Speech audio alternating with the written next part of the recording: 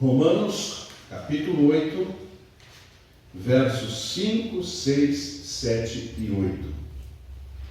Diz assim a palavra de Deus: porque os que são segundo a carne inclinam-se para as coisas da carne, mas os que são segundo o Espírito, para as coisas do Espírito. Porque a inclinação da carne é morte, mas a inclinação do Espírito é vida e paz. Porquanto a inclinação da carne é inimizade contra Deus, pois não é sujeita à lei de Deus, nem em verdade o pode ser. Portanto, os que estão na carne não podem agradar a Deus. Senhor, eu peço a Ti que fales ao nosso coração de forma profunda e que ao encerrarmos este culto, possamos dizer: a Tua palavra falou ao nosso coração. Eu oro grato ao Senhor, em nome de Jesus. Amém. Amém. Bem-vindos, João, bem-vindos a irmã, bem-vindos a Bruna, são todos bem-vindos, viu? Louvado seja Deus que vocês estão aqui nessa manhã. A Bíblia fala para nós que nós somos filhos de Adão e Eva. E como Adão rebelou-se contra Deus, com uma imensidão de árvores para escolher e comer, ele foi exatamente naquela que Deus disse: só desta você não coma, se você comer, você colocará em risco toda a cadeia de filhos, de netos, de toda a sua genealogia, pois foi exatamente aquela que Adão foi procurar, e com ele caímos todos nós, porque todos nós somos filhos de Adão. Em Adão, todos nós morremos.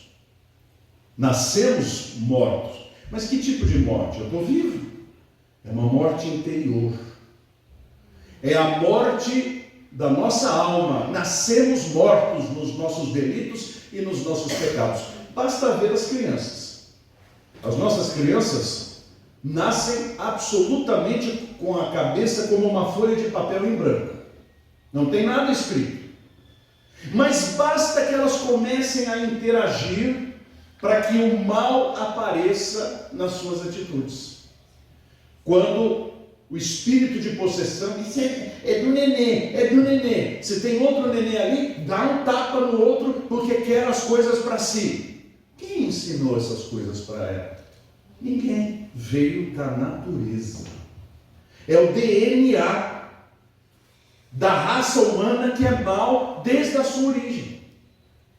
Não adianta apenas criar uma criança na melhor educação e na coisa mais pacífica que existe, porque dentro dela eclode um mal, e esse mal se chama carne, esse mal se chama pecado, esse mal se chama decadência da nossa natureza. E Deus diz que aqueles que estão na carne, ou seja, que têm esta natureza, ou seja, todos os seres humanos, não podem agradar a Deus.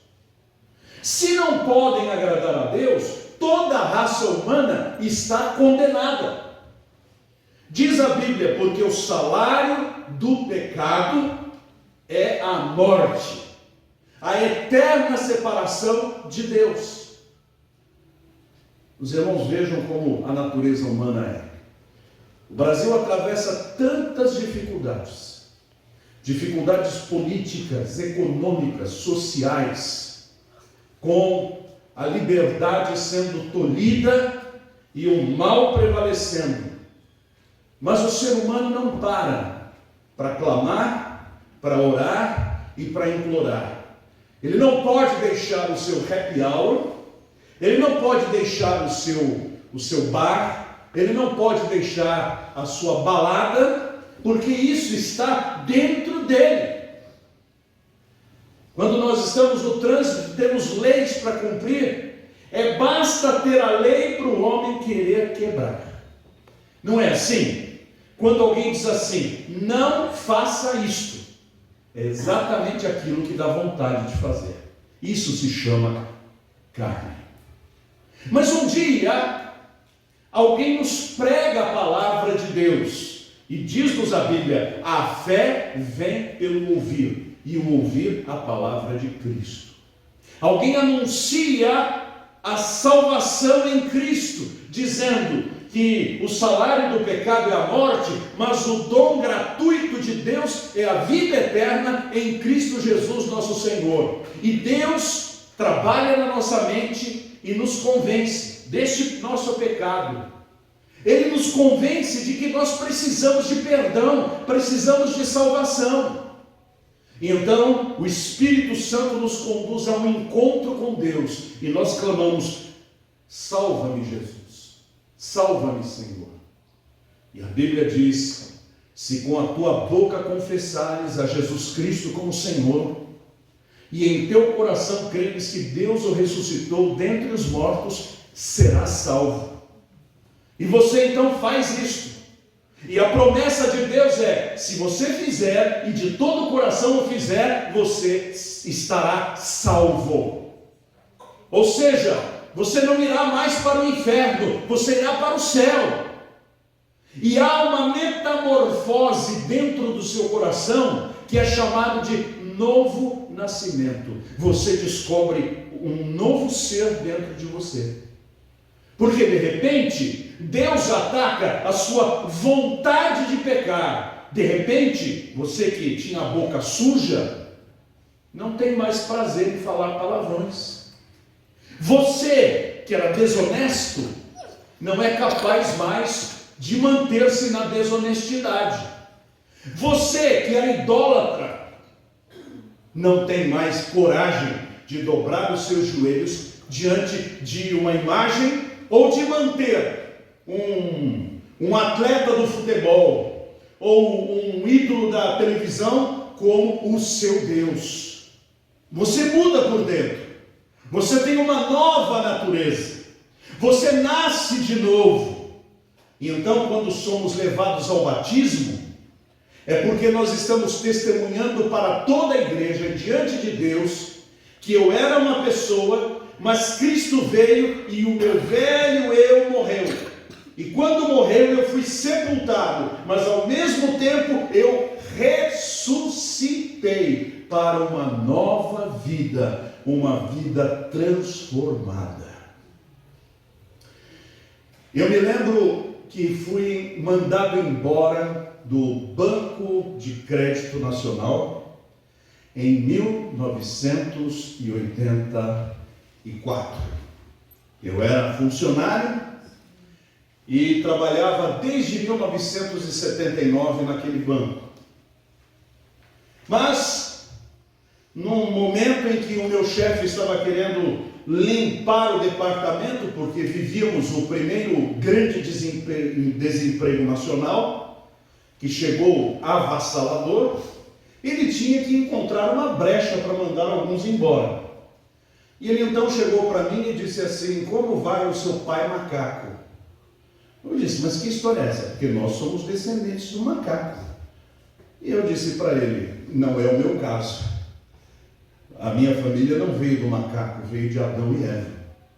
E por causa disso, o meu chefe me mandou embora. Ele era tremendamente promíscuo, tremendamente da boca suja, fumava como uma chaminé, 3, 4 maços de cigarro por dia, gritava que o departamento todo escutava, e eu fui mandado embora.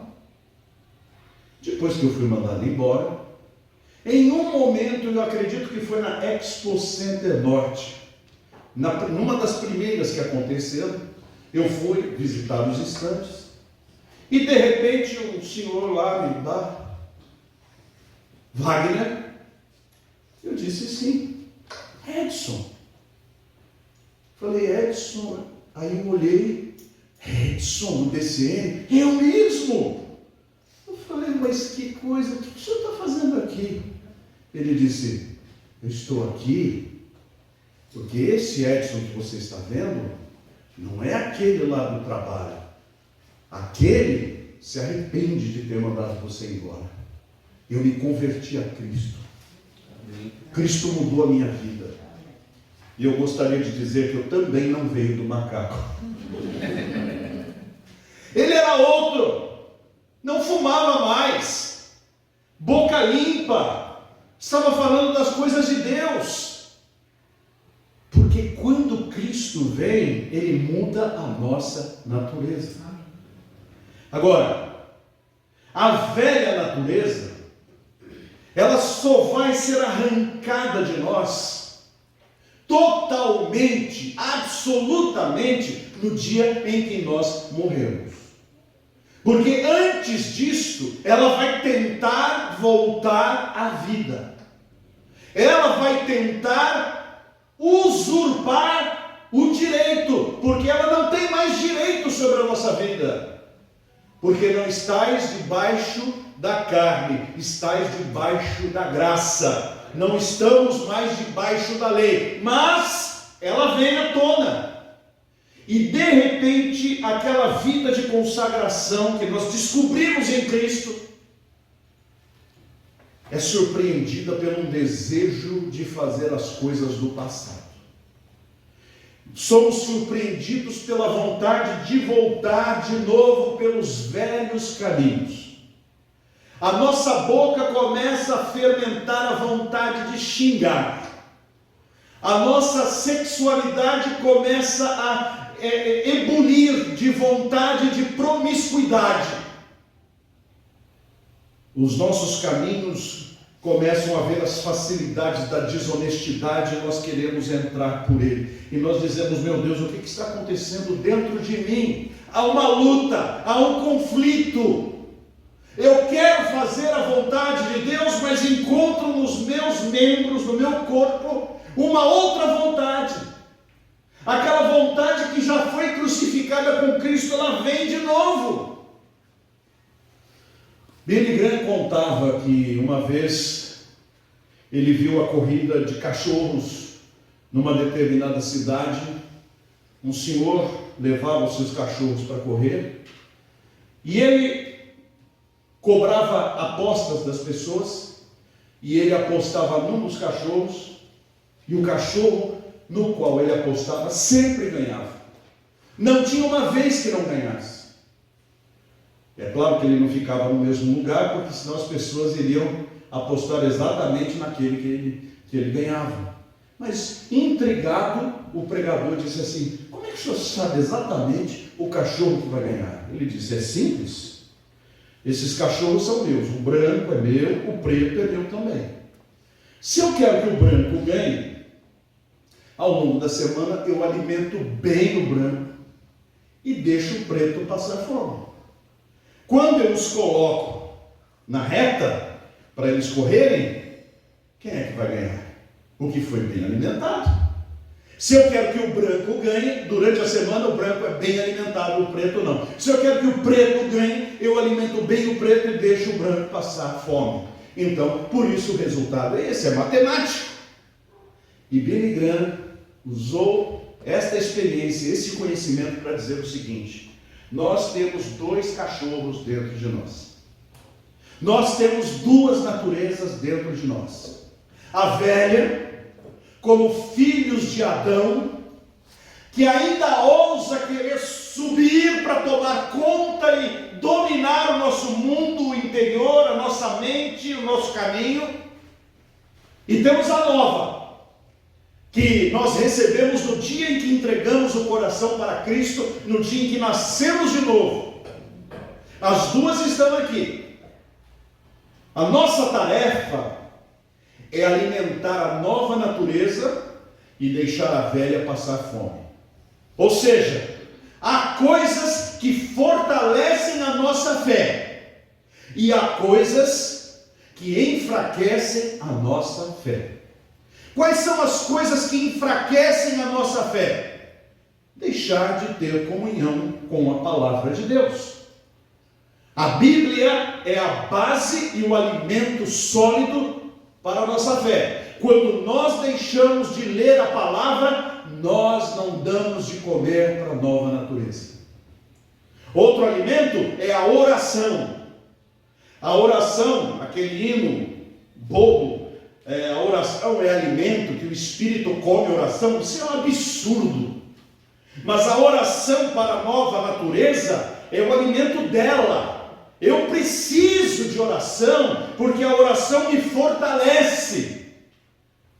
Muita oração, muito poder. Mas nós relegamos a oração para um departamento de apêndice da nossa vida, então a oração não faz mais efeito, porque nem oramos. Então a nova natureza se enfraquece. A comunhão com a igreja.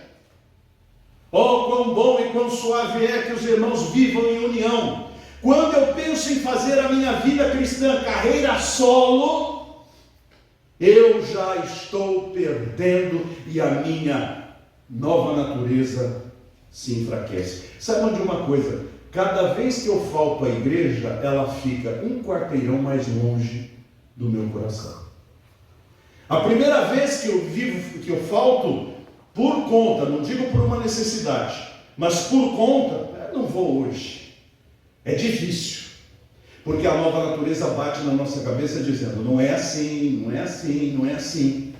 Mas para eu faltar a segunda, a terceira, a quarta, a quinta, a sexta, vira vício e eu não tenho mais sequer vontade de ir à casa do Senhor. Então, isso funciona como doente. O doente, ele começa a perder o apetite, porque alguma coisa vai mal no seu corpo, não é assim? Não tem vontade de comer. E chega um ponto que ele ficou 2 dias sem comer, 3 dias sem comer, quando ele vê a comida, dá entojo. O estômago parece que vira. Ele não quer comer, ele não quer beber. Mas o médico sabe que se ele não comer e se ele não beber, ele vai ficar fraco e a consequência é ele morrer. Então o que o médico faz? Vai comer mesmo sem vontade. Vai beber mesmo sem vontade. O que isto vale para nós? Vale da seguinte forma. Sabe qual é a melhor hora de ler a Bíblia? É quando eu não tenho vontade de ler. Porque a velha natureza está lutando contra mim para que eu não vá à palavra de Deus. Pois é agora que eu devo ir. Porque eu sou um doente, não tenho fome, mas eu tenho que comer. Então, eu sou um doente espiritual, não quero ler a Bíblia, eu quero ler qualquer coisa, quero ler a Folha Política, quero ver a página de esportes, quero ler entretenimento, mas não quero ler a Bíblia. É aí que você precisa ir à palavra. Sabe qual a melhor hora de orar? A hora que você não quer orar, porque é a hora que você mais precisa. E a vida espiritual, o mundo espiritual é uma realidade. Conquanto seja a nossa vontade que não queira, há em volta de nós demônios inspirando nossa mente, o nosso coração e dizendo, para com isso, não ora nada, não leia a Bíblia, isso não vale nada, isso não vai te levar a absolutamente nada. E ele vai sugerindo pensamentos no seu coração para que você se afaste completamente da comunhão. Sabe qual é a melhor hora de vir à casa de Deus? A hora que você não tem vontade de vir, porque é a hora que você mais precisa. Não só o fato de sentar-se nesse banco, esse banco não tem uma mágica, sentou, estou bem. Não, mas é o que acontece aqui. Quando 2 ou mais estiverem reunidos em meu nome, disse Jesus, eu ali estou no meio deles. Eu preciso disso. Jesus não disse para que os seus apóstolos fossem cada um para sua casa cuidar da sua vida. Não, ele os trouxe em volta de si e viveu 3 a 4 anos o tempo todo com eles. Comia com eles, bebia com eles, dormia com eles, acordava com eles, viajava com eles, curava com eles, pregava com eles. Havia uma comunhão profunda. E quando Jesus disse: vocês querem ir embora? Pedro disse: para onde iremos nós, Senhor, se só tu tens palavras de vida eterna?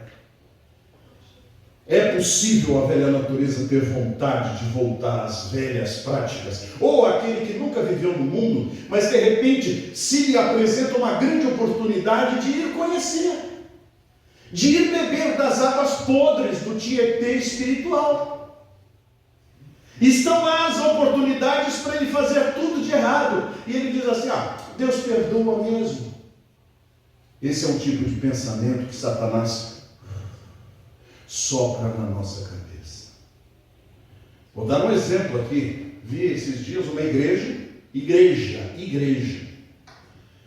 Filho do pastor é dono de uma agência de tatuagens. Colocou 500 pessoas lá para tatuar Mateus 28 no pulso. E o pessoal dando glória a Deus, fazendo exatamente o que Deus diz para não fazer marca nenhuma na sua pele. Eles estão cegos, porque eles não alimentaram a sua nova natureza. Então agora a velha natureza se disfarça de nova. E aí o que acontece? Lindos cultos pagãos, cultos na carne, citam a Bíblia, mas não vivem a Bíblia, citam as Escrituras, mas não vivem as Escrituras. Como essa rede de filmes que todo mundo sabe, que termina com Flix, o projeto dela é descristianizar a cabeça de quem assiste. Eles são inimigos da cruz de Cristo. Uma série aí que lançaram de um tal Messias, a moça que ia atrás para saber quem que era ele, dizia assim: mas é lá no Texas, e no Texas é um povo que ainda vê algum significado que preste na Bíblia, que isso é uma bobagem. Olha as expressões que eles usam dentro dos seus seriados. Portanto, meus irmãos, os que estão na carne não podem agradar a Deus. A Bíblia diz que ninguém pode servir a dois senhores. Ou há de amar mais a um e desprezar o outro, servir mais a um, desprezar o outro, não poder servir a Deus e a mamon, a Deus e a riqueza, a Deus e a carne. Não pode. E o que fazer então? O crente vive a pecar? Não, porque quem vive a pecar não viu e nem conheceu o Senhor. Mas é possível acontecer do crente escorregar e pecar? Sim. E o que fazer? Diz a Bíblia: filhinhos, eu vos escrevo estas coisas para que não pequeis. Mas se pecarmos, eu estou em 1 João capítulo 2, versos 1 e 2. Mas se pecarmos, temos um advogado perante o Pai, Jesus Cristo, o justo. Ele é a propiciação pelos nossos pecados.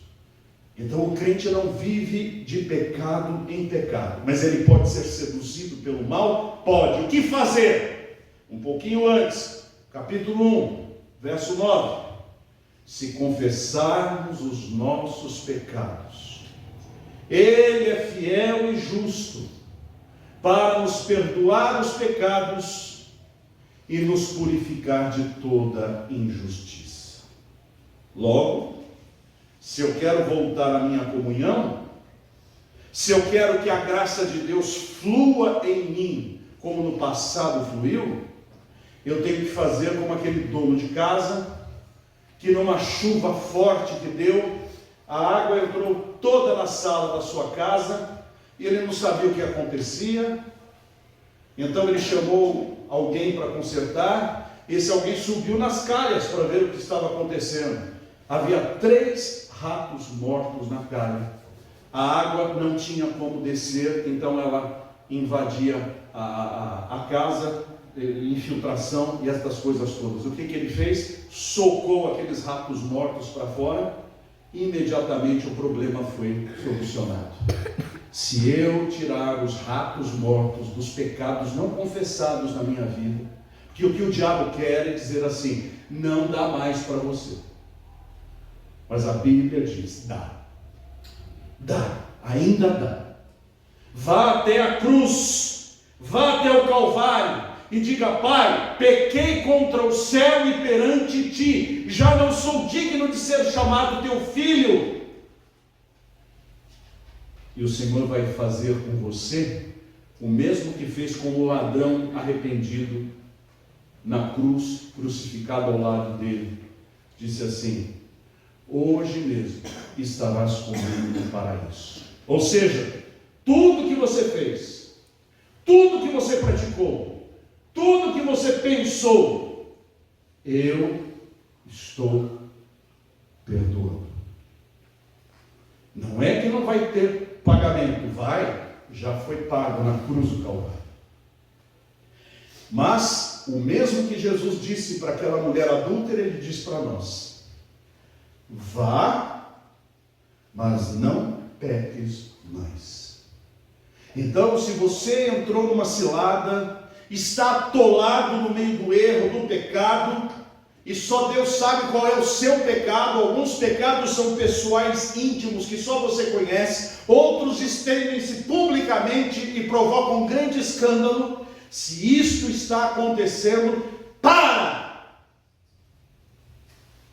Confessa! Se arrependa! Pede para Deus te dar a mão. E Ele vai transformar a sua vida poderosamente. Que Deus aplique essa sua palavra ao nosso coração. Amém. Vou pedir para a irmã Tatiane orar a Deus.